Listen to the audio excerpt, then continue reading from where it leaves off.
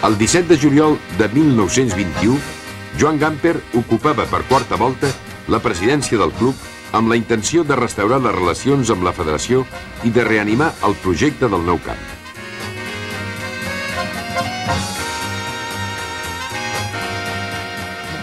Van decidir-se pels terrenys de Can Ribó a la barriada de les Corts. El 18 de febrer de 1922, Gamper va signar l'escriptura de compra. L'endemà es col·locava la primera pedra.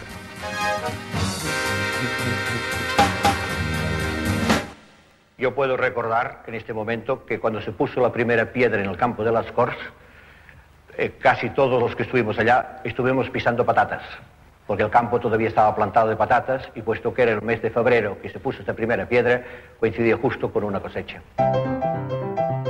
Els rudimentaris mitjans tècnics de l'època no van impedir que 3 mesos després, un temps rècord, s'inaugurés el nou camp.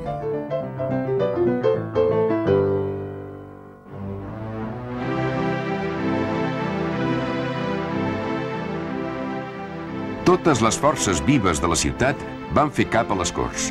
El camp, obra dels arquitectes Santiago Mestres i Josep Alemany, tenia inicialment una capacitat de 20.000 espectadors. Uns anys més tard, Ricardo Zamora abocava els fets. Lo inauguramos alrededor del día 20, me parece, el 20 de mayo o algo así, de 1922. Por cierto, sí recuerdo que la inauguración se hizo contra un equipo escocés de gran calidad, existente hoy en día, el St Mirren, al que ganamos por 2-1. Paulino Alcántara va ser l'autor del primer gol en aquell camp, el més important d'Espanya. Uns dies després rebien la visita del Real Madrid. A la tribuna, els aficionats confiaven en el triomf de l'equip. Els jugadors, capitanejats per Alcántara, saltaven al terreny de joc. Sacada de centre, i als pocs minuts el Barcelona inaugurava el marcador.